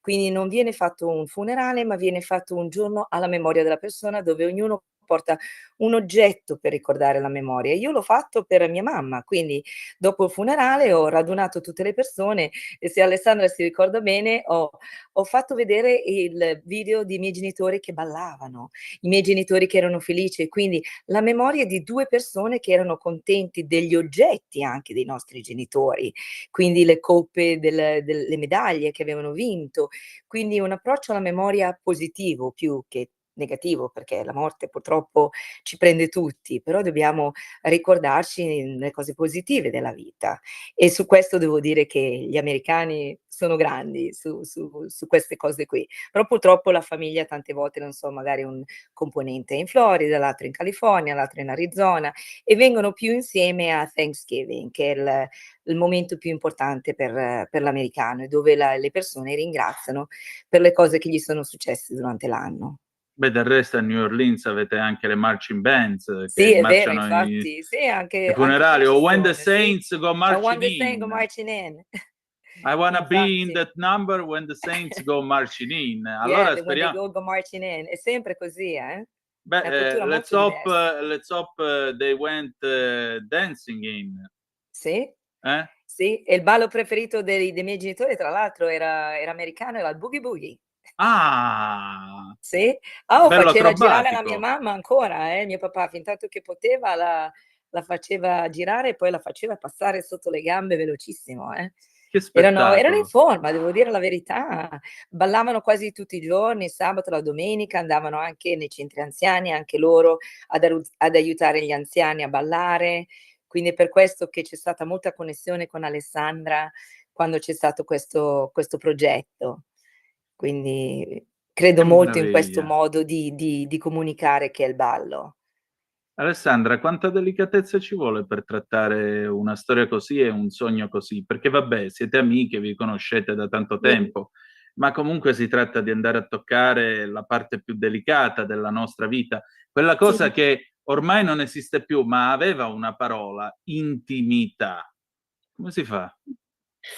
Questo è un po' il tema che affrontiamo adesso mano a mano che oltre ai progetti relativi diciamo, a me, Simona e Antonella, riceviamo richieste principalmente adesso naturalmente da tutta la sfera delle nostre amicizie e conoscenze, mano a mano che poi ci conosceranno di più, speriamo sempre maggiori persone ci sottopongano i loro sogni. Ecco. L'approccio è sempre molto, come posso dire, in punta di piedi. Ci facciamo raccontare delle persone che vogliono essere ricordate. Se possibile, se si vuole, dall'altra parte, naturalmente da parte nostra c'è massima disponibilità a che la persona richiedente il sogno, la realizzazione, partecipi con noi attivamente alla costruzione di quello che è il sogno, l'idea, anche diciamo verso chi esporre e proporre questo sogno. Diana, per esempio, ci ha subito detto che avrebbe avuto piacere che questo sogno venisse creato, questo progetto venisse rivolto alle persone anziane, piuttosto che, perché si poteva chiaramente rivolgere anche ad adulti, bambini, insomma, sappiamo che la sfera sociale fragile è molto ampia. E quindi a noi fa anche molto più piacere se la persona che richiede il sogno collabora con noi, partecipa, ci dà degli spunti, delle indicazioni, perché così è un po' come appunto raccogliere anche quello che effettivamente si vuole della memoria della o delle persone che si ricordano. Alla fine poi il concetto della farfalla bianca è quello di partire da un sogno e da una memoria e per perdonare un progetto che poi ha interesse a tutta la comunità perché il sogno e la memoria è dei genitori di Diana, ma il ballo, le lezioni che verranno fatte presso questa residenza saranno per una parte importante della comunità e così via tutti gli altri progetti. Quindi si parte da una piccola goccia per riempire un vaso alla fine. Questo è un po' il messaggio che vogliamo anche trasmettere. Dicono che gli alberi con le radici profonde non gelino. E allora il ricordo quanto bene fa invece ai più giovani? Perché qualcuno potrebbe dire, vabbè, ricordiamo i nonni, però noi ci abbiamo 15-20 anni, pensiamo ad altro nella vita. E invece che risposta ci può essere? Ma io penso che questo donare amore agli altri, mettiamola così, possa generare a sua volta un meccanismo di amore rigenerato da una persona con un'altra, un po' come quando in un nucleo familiare i genitori amano i propri figli, no? E l'amore che trasmettono ai figli, a loro volta i figli lo trasmettono e così via. Tanti diverse forme d'amore, perché i progetti della farfalla bianca, secondo me, sono possibilmente catalogabili come altri tipi di forme d'amore, possono portare amore a, come dire, ad altre persone, le quali a loro volta, partecipando a questi progetti, vengono scaldati nel cuore, trasmettono il messaggio, si fanno parte anche attiva di questi sogni, no? Io vedo questa, cioè spero, mi auguro che avvenga questo e mi sembra che per alcune cose che abbiamo già realizzato lo sia, quindi sono molto contenta. Diana? Sicuro, sicuro. E sta a noi anche come genitori, io ho 3 figli, sta anche a noi continuare a parlare dei nostri genitori, renderli partecipi. È come annaffiare continuamente una pianta, Cioè, secondo me sta anche a noi continuare a ricordare la memoria. Cioè è Esatto. importante proprio anche noi come storico. Io per esempio nel mio piccolo ho fatto, non relativo nel ballo, ma nel relativo nella cucina, ho scritto recentemente un libro di cucina per ricordare mia nonna. Cioè mia nonna, mi ha Che insegnato a meraviglia. cucinare e ho scritto un libro perché la mia nonna non aveva mai ricette, era sempre un pochettino di qui, un pochettino di lì, un pochettino di là.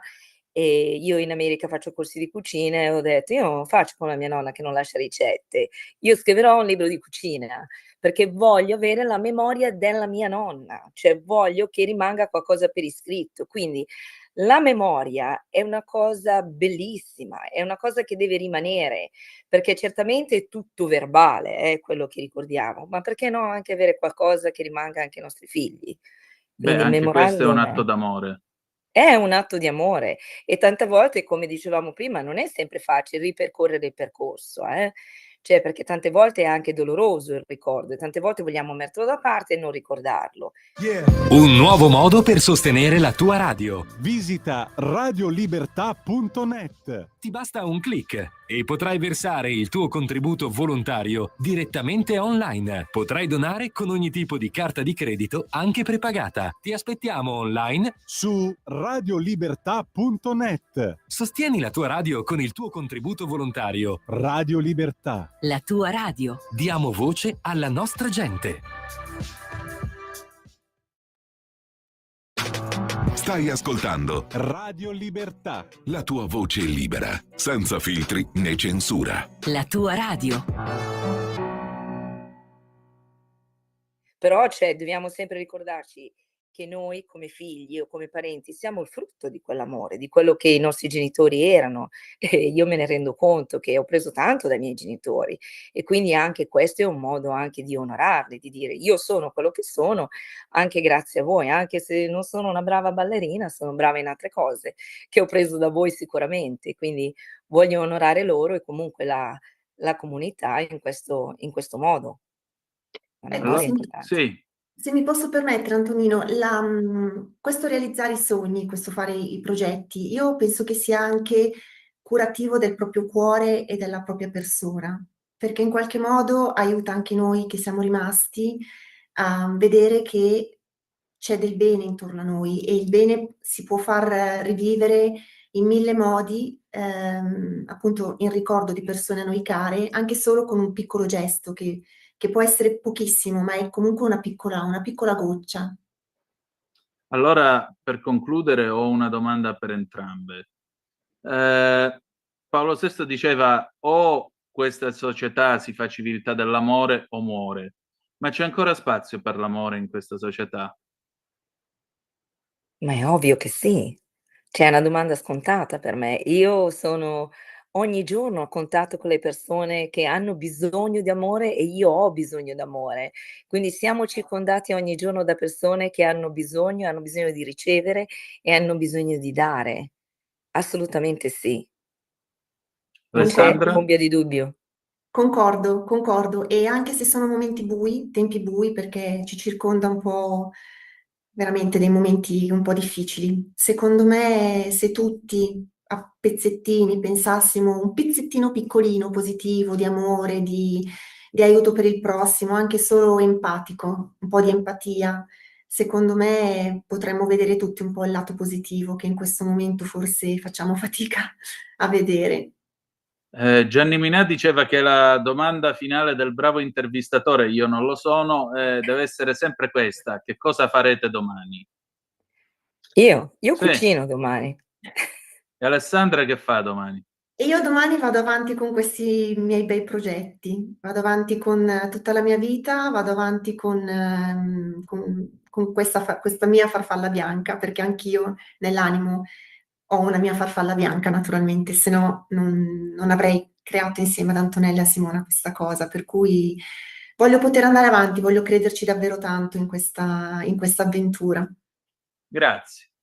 Grazie a te Antonino, grazie. Grazie. Grazie Diana, anche a te. Saluti dall'America. Thank you and goodbye. You're welcome. Thanks See a you lot. soon. Bye.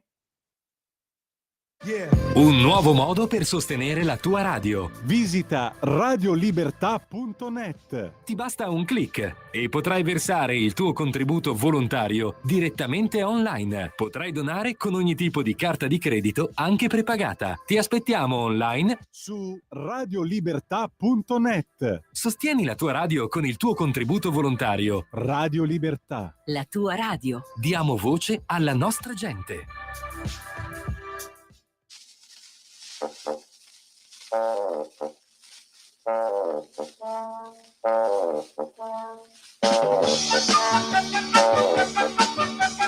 Voglio suonare un bel disco per l'estate. Voglio cantare, amare e sognare. E gira, gira, gira, gira, gira, con Ferragosto e sogni d'amore. E gira, gira, gira, gira, gira, con Ferragosto e sogni d'amore.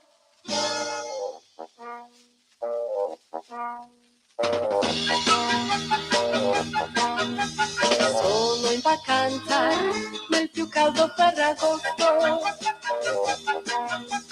Voglio viaggiare, ballare e gioire. E gira, gira, gira, gira, gira, con Ferragosto ma non impazzire. E gira, gira, gira, gira, gira, con Ferragosto ma non impazzire.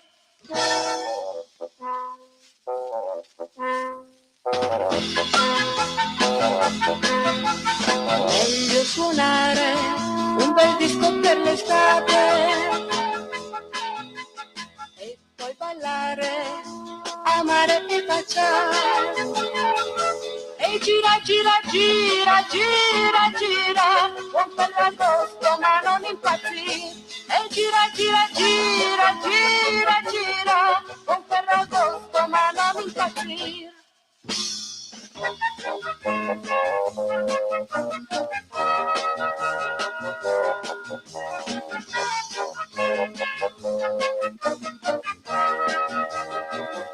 E gira, gira, gira, gira, gira, con Ferragosto ma non impazzire. E gira, gira, gira, gira, gira, con Ferragosto ma non impazzire. Di nuovo a te la linea, Antonino. Grazie a te Sveva, alle 13:35 e 34 secondi avete ascoltato Sara, disco di Ferragosto, anno di grazia 1968, signore e signori. Cosa ricordate del Ferragosto del 68? Noi siamo qua per ascoltarvi. È arrivato, mi è stato mandato dall'amico Paolo Fumagalli che ha questo negozio che si chiama Epoch in quel di Stresa. Lui è un restauratore, un antiquario. Commentava l'intervista ieri a Laura Motti, che è invece restauratrice in quel di Voghera, e il nostro Paolo scrive: è verissimo ciò che dice la tua ospite nonché collega, anch'io ho un negozio di antiquariato ma soprattutto faccio restauro. Esiste anche un'altra realtà, cioè quella dei colleghi antiquari che effettuano un restauro veloce sul mobile per poi svenderlo e uccidere il mercato. Complimenti per l'intervista. Vedete che i nostri ascoltatori hanno le antenne ben dritte e a maggior ragione ribadisco il concetto. Un mobile d'antiquariato è anche una connessione, una sorta di finestra che si apre su un mondo che non c'è più. Perché abbiamo ascoltato Sara con disco di Ferragosto 1968? Perché c'era un tempo, e con questo apriamo il mercatello, c'era un tempo nel quale la televisione italiana e più in generale il mondo degli italiani potevano godere di musica grazie ad alcune manifestazioni. La parte del Leone, ça va sans dire, veniva fatta dal Festival di Sanremo, che a quel tempo si teneva alla fine di gennaio, poi venne spostato in febbraio. Sapete anche che il Festival di Sanremo a quel tempo durava solo 3 giorni. In particolare questi 3 giorni, i primi 2 erano trasmessi solo dalla radio. La ripresa televisiva arrivava solo per la finale e basta, non c'era altro. Non c'erano i pipponi nazionalpopolari, non c'erano le intermerate di questo o di quello, non c'era Chiara Ferragni che si scriveva la lettera a se stessa, non c'era niente di tutto questo. Era solo una gara di canzoni, poi alla fine veniva annunciato il vincitore e finiva lì. Poi però naturalmente ci voleva la musica. Ora negli anni '60 non è che ci fosse molto da scialare per chi voleva sentire la musica. Intanto perché chi voleva ascoltare generi nuovi, tipo il rock progressive, tutta sta roba qua, in Italia niente. La Rai era estremamente censurata, soprattutto la conduzione veniva fatta con il copione scritto. Tu avevi il foglio di carta, eccolo qua, lo potete sentire di sottofondo, c'erano scritte le tue battute e quello dovevi pronunciare anche in diretta. Solo dal '70 con Arbore e Boncompagni e prima ancora col 3131 nel '69, solo da allora la radio è diventata improvvisazione e poi sono venute le radio libere negli anni '70. L'altra cosa è che c'era questa famosa commissione ascolto che dava una valutazione dei dischi che arrivavano. Addirittura Sgt. Pepper's Lonely Hearts Club Band dei Beatles, cioè stiamo parlando di un disco che è una pietra miliare nella storia della musica mondiale, venne bocciato perché ritenuto non adatto alla trasmissione, non tanto per le tematiche, ma perché il suono veniva ritenuto distorto. Vegliardi, che erano cresciuti con Cuore e Amore, con le canzoncine dell'epoca del fascio, tipo Se potessi avere 1000 lire al mese, roba così, ecco, questi si permettevano di dire che i Beatles facevano schifo. E andiamo avanti, tutta una serie di tendenze non passavano sulla Rai. Soprattutto se tu volevi sentire un po' di musica d'estate, un po' di musica nuova, c'erano poche manifestazioni. Il Cantagiro, che è nato negli anni '60, un disco per l'estate, che è nato nella stessa epoca, il Festival Bar, che è cominciato nel '64, e poi che altro c'era? Negli anni '80 nacque questa trasmissione, per volontà di Vittorio Salvetti, Azzurro, che è andata in onda per una decina d'anni, un altro festival di musica che peraltro per la prima volta introduceva la valutazione delle società di sondaggio, delle giurie demoscopiche che votavano e non queste pseudo giurie di Sanremo che c'erano allora e cose varie. Allora andiamo a vedere un po' nella storia della musica italiana che cosa c'era, prima di tutto con il Cantagiro. Il Cantagiro comincia nel 1962, verrà poi abbandonato negli anni '70, verrà poi ripreso nei primi anni '90, abbandonato di nuovo e ripreso nel 2000. Ecco, io qui la Stampa, sabato 30 giugno del '62, la cronaca televisiva, Celentano ha vinto il Cantagiro d'Italia, signore e signori. Dopo essere andato a spasso per l'Italia, aver sollevato gli entusiasmi dei più tenaci e testardi fans, il Cantagiro è arrivato al traguardo, cioè a Fiuggi, e contemporaneamente è arrivato sul video. Da un punto di vista televisivo è stato uno spettacolo da dimenticare in fretta, si sa quanto poco rendono queste manifestazioni. C'è una piatta sfilata di cantanti, di solito il presentatore è emozionato e incline alle papere, ieri sera un attore di vaglia come Enrico Maria Salerno non è sfuggito alla regola, e gli ospiti d'onore, nel nostro caso D'Apporto, Manfredi, Bonucci, Liana Orfei, Remigio Paone e altri membri di giuria, si mostrano alquanto impacciati. Tuttavia i patiti della canzone non hanno badato a queste che per loro sono inezie trascurabili e si sono beati degli ultimi duelli canori del Giro, da cui doveva uscire il cantautore, il vincitore assoluto. Celentano ha battuto Gallo e Teddy Reno, ha sconfitto un tal Don Bachi. Incautamente il giovane Lando Fiorini ha preteso di contrastare il passo a Luciano Tajoli ed è stato schiacciato. Mentre, grave sorpresa, la fascinosa Miranda Martino, ristabilitasi prontamente dalla malattia che l'aveva colpita, ha subito l'affronto di essere eliminata dalla sconosciuta Donatella Moretti, una 19enne dalla mascella volitiva. Semifinale, Celentano batte Teddy Reno e la Moretti cede davanti alla mole di Tajoli. Finale, soccombe tra i gorgheggi Tajoli e con urletti, singulti e strani barriti trionfa Celentano, cui offrono una spropositata Coppa d'Oro. Le canzoni, tolto qualche accenno, qualche piccolo spunto, ci sono sembrate, per usare un'espressione cortese, spiacevolmente monotone. La ripresa del Cantagiro è stata preceduta dalla commedia Luna sulla Gran Guardia di Carlo Alianello, che ci ha lasciati fortemente perplessi. La commedia voleva essere un quadretto festoso, comico, sentimentale della Napoli borbonica del 1848, un mondo idilliaco con sbirri e liberali che s'abbracciano, galere da burletta dove si scherza e s'amoreggia, e con l'amato sovrano Ferdinando II che magnanimamente e paternamente concede la Costituzione. Un mondo bonario e felice, insomma, che 12 anni più tardi quell'avventuriero e sovversivo, quel cattivaccio di Garibaldi, si permetterà di disturbare e annettere al Regno d'Italia, signore e signori. Quindi, come vedete, non era rimasto affatto contento il critico della Stampa per quello che aveva visto. Nei cinema, tra l'altro, di Torino, quel 29 di giugno, quant'è? Che giorno era? 30 giugno del 62, era possibile al Nuovo Romano, il Triangolo Parigino vi garantisce 2 ore di irresistibile comicità. Lui, lei, l'altro, scherzato con tua moglie, in Eastman Color, vietata ai minori di 16 anni, il locale più fresco di Torino, aria condizionata, signori. Invece all'Arlecchino, Bing Crosby, Bob Hope, Joan Collins, astronauti per forza. All'Hollywood invece Pancio Villa, le avventurose e leggendarie imprese di un eroe nazionale. Oddio. Nel 1964, andiamo avanti, lunedì 18, martedì 19 maggio del 64, arriva la notizia della nascita di un nuovo concorso musicale. Questo è un concorso più di stile diretto. Si voterà al banco per il Festival Bar. Il concorso è riservato al pubblico dei jukebox.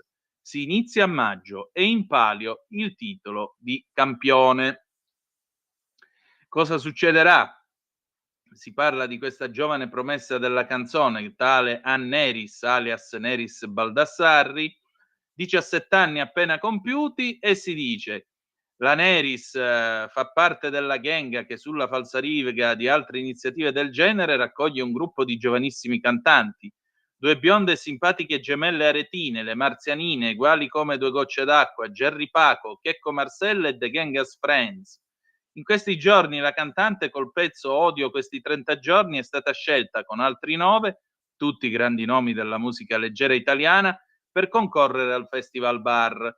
Alla manifestazione, che si inizia entro la prima quindicina di maggio, ogni cantante partecipa con una sola canzone. Il concorso, articolato in campo nazionale, sarà un referendum tra i clienti gettonatori del jukebox nei rispettivi bar.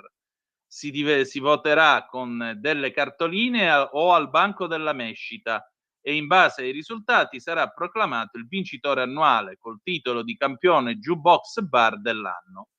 Chi è che lo vince nel 1964, signore e signori? Martedì 25 e mercoledì 26 agosto del 64 la Stampa annuncia che il pubblico del Festival Bar ha scelto Pilade e Bobby Solo. Ebbene sì, il nuovo cantante è una scoperta di Celentano e si è imposto con Ciao Ciao Ciao, mentre questo Pilade. Mentre invece per quanto riguarda il buon Bobby Solo, il buon Bobby Solo vince con un'altra canzone che ora mi sfugge dagli occhi, vediamo un attimo se riesco a ripescarlo qua in questo benedetto articolo, perché tra l'altro è un po' sgranato. Dunque, dov'è? Con Credi a me. Bobby Solo vince il trofeo con Credi a me. Il Festival Bar, una volta le canzoni erano lanciate nei caffè dalle belle chantose, oggi sono ancora i caffè ad assicurare la popolarità delle melodie, anche se al posto delle allegre donnine vi sono i jukebox. La canzone più gettonata è al vertice della popolarità ed è stata appunto da questa considerazione che è nato il Festival Bar, un'ennesima rassegna in cui la giuria è composta da tutto il pubblico, in prevalenza teenagers, copen e greffa. Nei bar elevati al rango di giuria sono stati distribuiti 10 dischi, ossia 20 canzoni. Gli appassionati non hanno avuto altro da fare che segnare su un'apposita cartolina il nome della canzone preferita. Naturalmente ricchi premi sono stati messi in palio, poiché è ormai consuetudine che non si possa andare avanti se non a furia di festival, concorsi, lotterie e rate. All'ente provinciale del turismo di Asiago, dove c'è stata la premiazione, sono giunte circa 170.000 cartoline e da queste è balzato fuori il cantante, o meglio la canzone premiata. In una serata elegantemente organizzata e nella bella cornice del Mille Pini è avvenuta la premiazione presentata da Vittorio Salvetti. Il trofeo Moccia è toccata a Pilade, una nuova scoperta di Adriano Celentano. Sì, è solista di chitarra, ma in pratica vincitrice è la canzone Ciao Ciao Ciao. Questo risultato non ha convinto molto, non riuscendo la maggior parte a spiegarsi questo istantaneo successo di un cantante sconosciuto. Si sa bene quali sono le preferenze degli appassionati dei jukebox, ma forse i ricchi premi abbinati al concorso avranno spronato i giovani verso nuove scoperte. Il Caber Labadoro invece è andato a Don Bachi e Bobby Solo, vincitore della classifica speciale.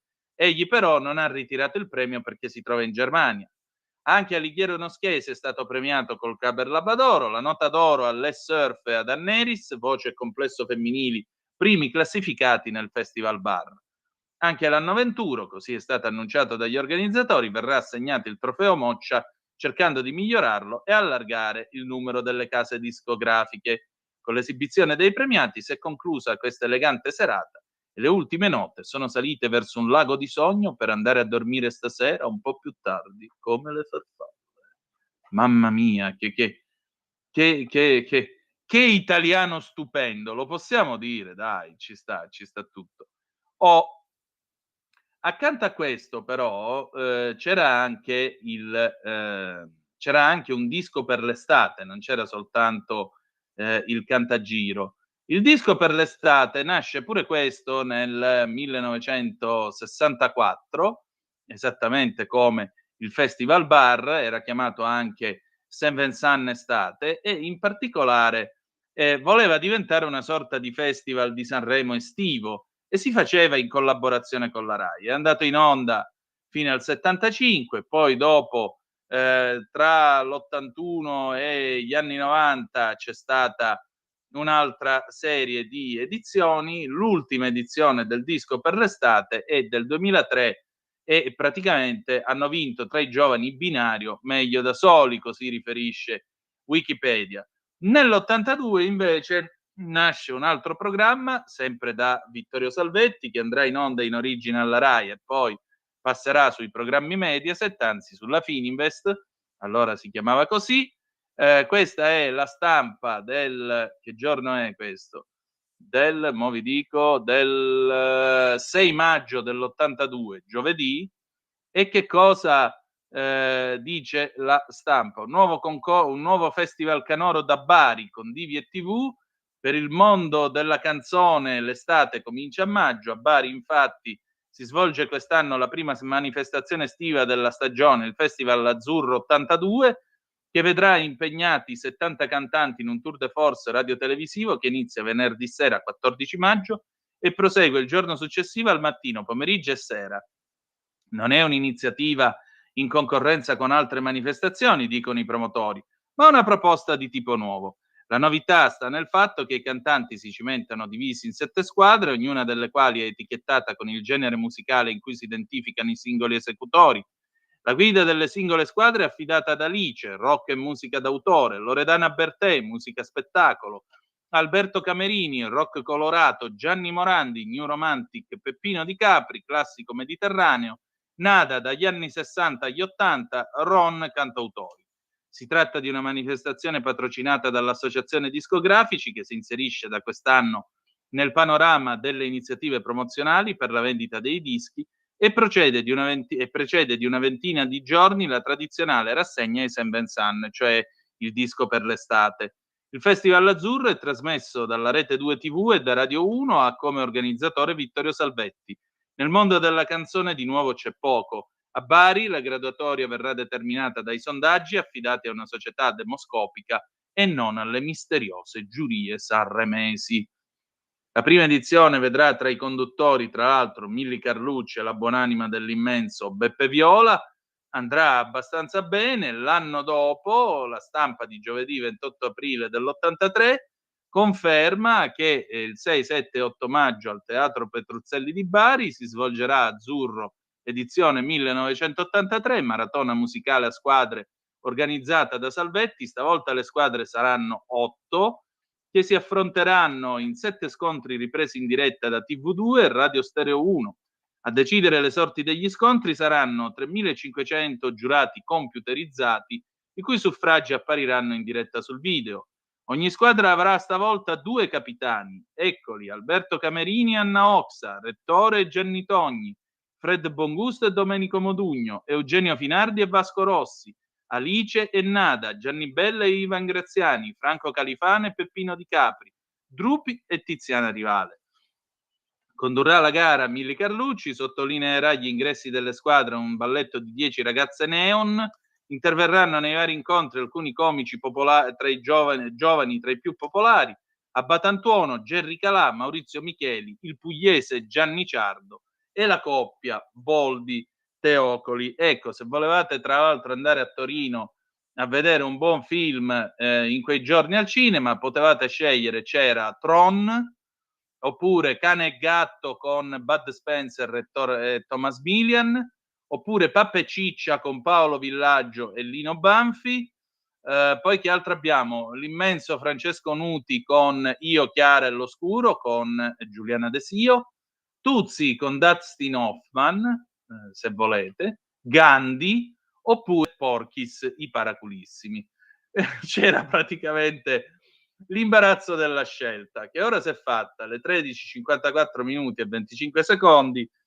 Tutto questo ormai appartiene al passato, naturalmente non sono più, ahimè, manifestazioni che vengono svolte. Ci sono altre manifestazioni, anche perché il cachet dei cantanti si è fatto abbastanza alto. Sì, d'accordo, ci sono delle cose che vengono registrate e mandate in onda sia dalla Rai che da Mediaset, però niente ha lo stesso allure e la stessa passione che c'era allora per queste manifestazioni. Tra l'altro gli anni 60 sono l'epoca del divismo, quando c'erano i divi, quando si impazziva per avere la firma di un autografo, c'era la caccia all'autografo, la caccia al VIP. Ora non c'è più niente di tutto questo e molto spesso, anzi, i cantanti, grazie ai social, vengono pure colpiti, poveracci, dagli hater che gliele scrivono di tutti i colori. Va bene, buona gente, chiudiamo qui il mercatello. Si sono fatte le 13:55 minuti e 29 secondi. Diamo un'ultima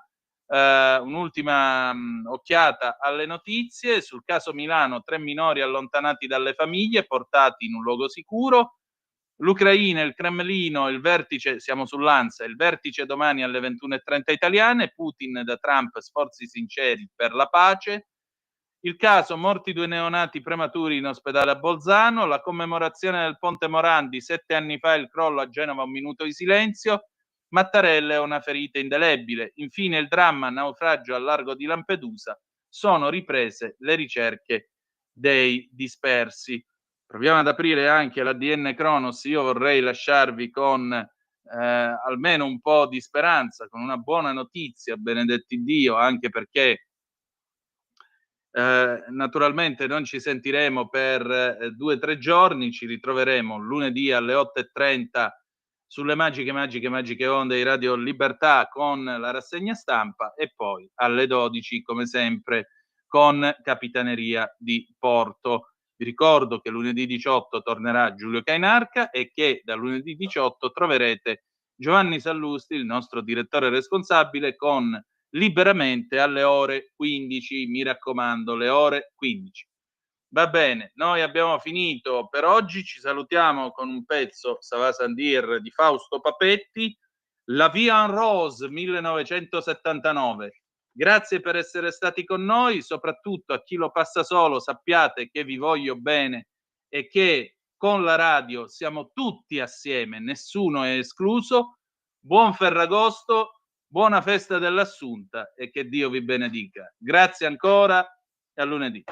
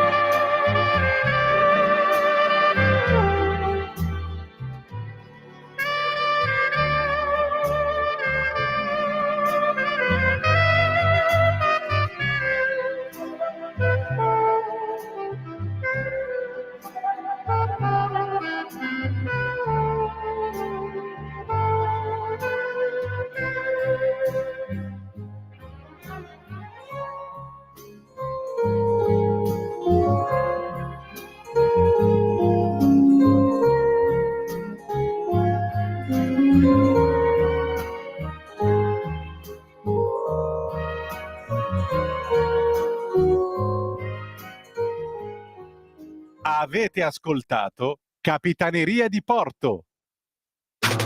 Stai ascoltando Radio Libertà.